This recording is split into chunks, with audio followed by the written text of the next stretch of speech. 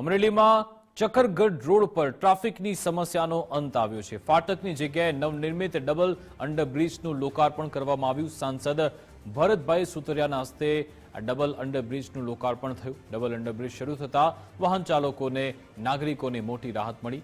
ભારે વાહન વ્યવહારને લઈ 2 અંડરબ્રિજ બનાવવામાં આવ્યા। હોસ્પિટલ શાળાઓને ધ્યાનમાં રાખી 2 અંડરબ્રિજનું નિર્માણ થયું છે। લોકાર્પણમાં જિલ્લા ભાજપ પ્રમુખ અતુલ કાનાણી પણ હાજર રહ્યા।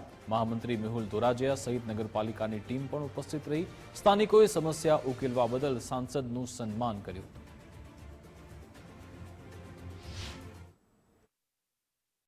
આજે સકરગઢ રોડ જે પહેલા ફાટક હતું ને આજ અંડરબ્રિજ કમ્પ્લીટ થઈ ગયો।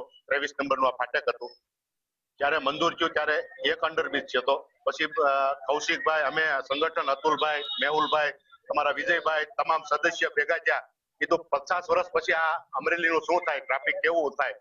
તો રેલવે પાસે રજૂઆત કરી, 3 વખત આલો અમે બધાય ગાંધીનગર દિલ્હી ગયા અને રેલ મંત્રીએ આપણને મંજૂરી તાત્કાલિક 1 મહિનાની અંદર આપી અને અંડરબ્રિજ 2 કર્યા।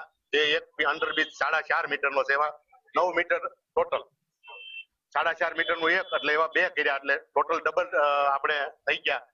અને આજે એનો શુભારંભ કર્યો અને આજે જે અંડરબ્રિજ બન્યો છે એને ખુલ્લું મૂકવામાં આવ્યો છે। ચકરગઢ રોડ ગેટ નંબર 23 નું ગરનાળું સાંસદ શ્રીના હાથે ખુલ્લું મૂકવામાં આવ્યું છે। આ છેલ્લા 2 મહિનાથી આ રસ્તો બંધ હતો। લોકોની સુખાકારી અને સાનુકૂળતા માટે હર હંમેશ સંસદે પ્રયત્ન કર્યા છે। આજે ગરનાળું છે એ સિંગલ હતું, પણ અહીંયા આગળ સંકુલ અને રોડનો ટ્રાફિક જોઈ અને અમારી ને સાંસદની મીટિંગ વચ્ચે એવી ચર્ચા થઈ કે ભાઈ આ ગરનાળું જો ડબલ થાય તો કાયમી માટે પ્રશ્નનું નિવારણ થાય। એક જ મીટિંગ માટે સાંસદ તથા કૌશિકભાઈ દિલ્હી ગયા અને 1 જ કલાકની મીટિંગમાં રોડને ડબલ કરીને આવ્યા। એ બદલ અમરેલી શહેર વતી આ વિસ્તારના લોકો વતી હું સાંસદ શ્રી તથા કૌશિકભાઈનો ખૂબ ખૂબ આભાર માનું છું।